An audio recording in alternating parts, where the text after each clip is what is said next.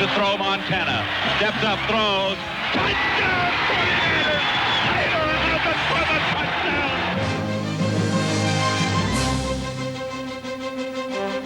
He gets away at the 40. It's a foot race, 30. They won't touch him. It's touchdown, 49ers! During the 1980s, the San Francisco 49ers perfected the game of football the way engineers perfected bridge building or canal digging or satellite launching. Each game was an exercise in precision and balance, harmony, coherence, and grace. They play with a lot of class. They've been doing basically the same things offensively and defensively now for a number of years, and they really understand what they're doing well. They execute extremely well. They're really well coached. I mean, you don't see them make many mistakes, mental mistakes. You don't see them out of position very often. You don't see people getting the big play on them. Fundamentally, they're a very, very sound football team.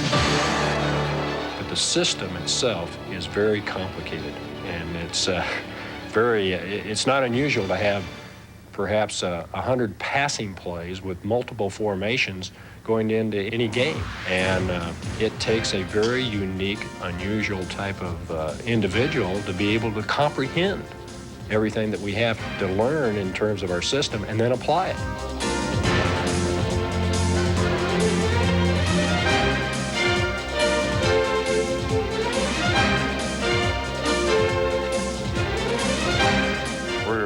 Attack style. You know, we're not going to attack deep, but we're going to attack. We're going to keep the ball in play. We're going to come after you on the run a little bit, and if I have to give the ball to a guy 3 yards in the flat, you know, 3 yards is better than no yards. And you know, and we want to always keep putting pressure on the defense, and I think we do that well.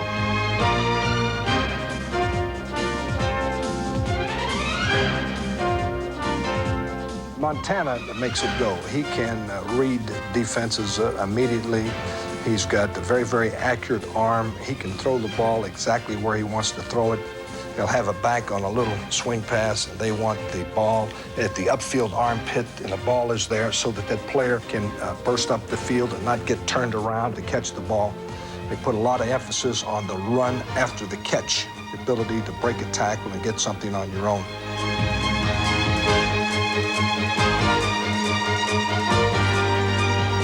First of all, 49er football is, if you was to compare it to a boxer, it sort of reminds me of Muhammad Ali. And that's a person that can dance around you, a person that uses style and class, but has a punch that is unbelievable and can knock you out at any second. A lot of people think that we're a finesse team and we're knocking them out, and they don't even realize that we have that type of power.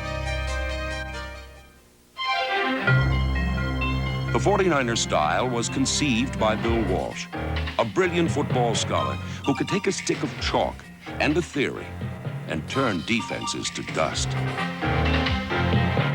call ADX hook again, and they got bumping one on Bright. We just have Bright run a full-speed slant. He's kind of like the old rancher that went out and paved the way in the wilderness and fought off the bad guys and everything else, the sheep ranchers and whoever, and established a dynasty. I learned a great deal from Bill Walsh, and I used to be amazed at how in practice he would say, this guy's going to cover you this way, they'll run this kind of defense, and if we give them this move and fake out here, you'll be wide open in the middle. And we would run that play, and, you know, I'd catch the ball and expect somebody to hit me, and there would be nobody around, just like he said it would be. Those early years, it was amazing the things he came up with. Third down and 9. Montana straight back to throw. Steps up, throws for Clark. Wide open! Touchdown, 49ers!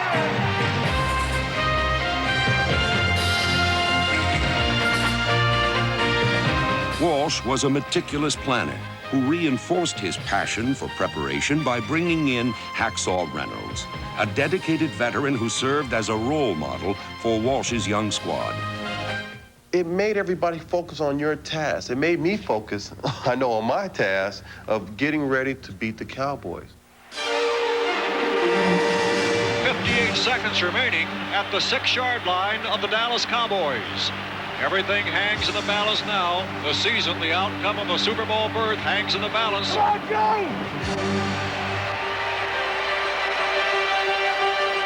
has the ball. Montana rolling out the right.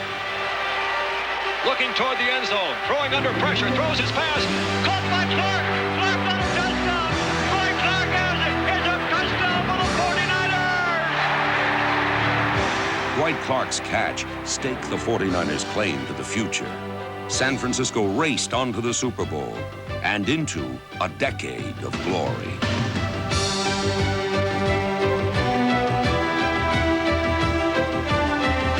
In the 1980s, the 49ers won more games than any other team. They won the Super Bowl 4 times, reached the playoffs 8 times, and their players not only excelled, but altered the patterns of their profession. The draw up the middle to Craig, and he breaks loose and runs loose. He gets through from the 30 to the 25. He's down to the 20, breaks loose again. He's to the 10, 5, touchdown 49ers. What a spectacular run by Roger Craig. In 1985, Roger Craig became the first player ever to gain more than 1,000 yards, both rushing and receiving. In 1987, Jerry Rice reached the end zone more often than any wide receiver who ever played the game, and became the first wide receiver to lead the league in scoring since Crazy Legs Hirsch in 1951. And what can you say about Joe Montana? The statistics declare him the greatest of all time. The highest career quarterback rating, the highest completion percentage, and the only player to be chosen the Super Bowl's most valuable player 3 times.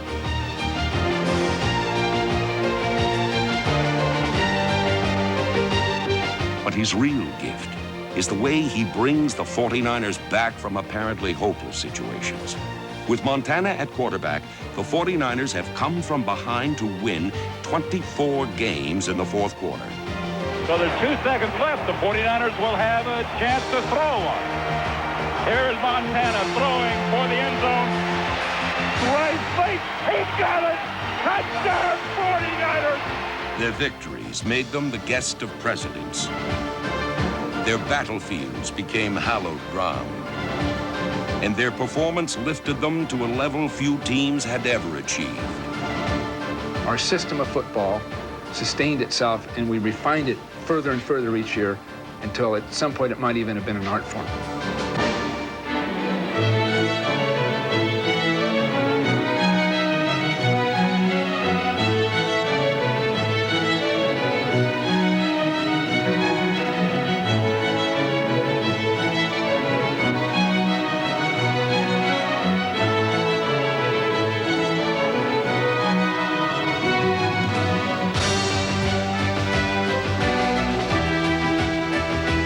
A tradition was built. A standard was set by men who stand for the values that make sports worthwhile. One thing about not just myself, but our team seemed to, the tougher the situation, the better they seem to focus. And I think the only thing you can point to is that they're competitors and they're winners. No drive better exemplified what the 49ers are about as a team than the one that earned them their 3rd Super Bowl title.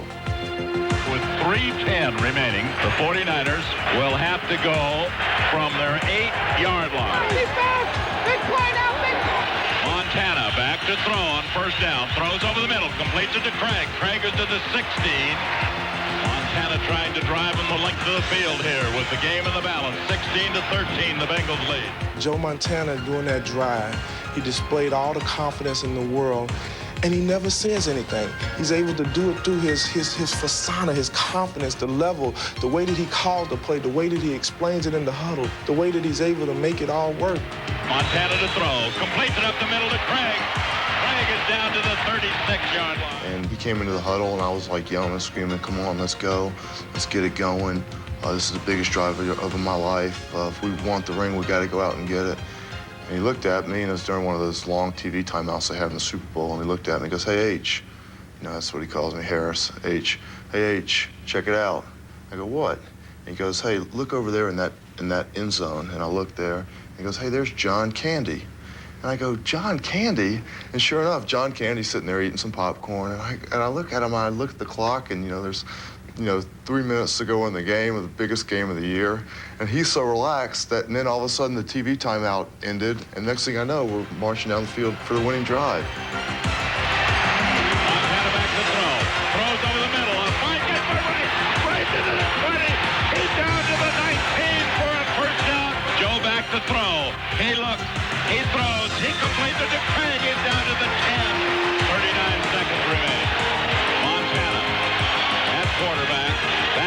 Montana. Stepped up, throws. Touchdown!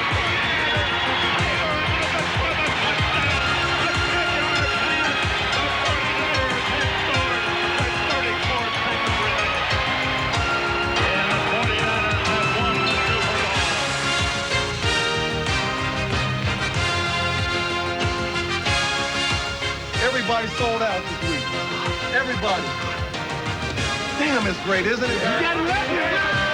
Just thanks. I mean, win the Super Bowl. That's the way to do it. Thanks, guys. By winning 4 Super Bowls in the 1980s, the 49ers achieved the ultimate in sport. A moment in time that was uniquely their own. They share something that no one else can come in and take away from them, and that no one else has been a part of, and it's a camaraderie that's very difficult to articulate, but it's there. It's a oneness. And I know it's an overworked term, but it's family. It's as simple as that.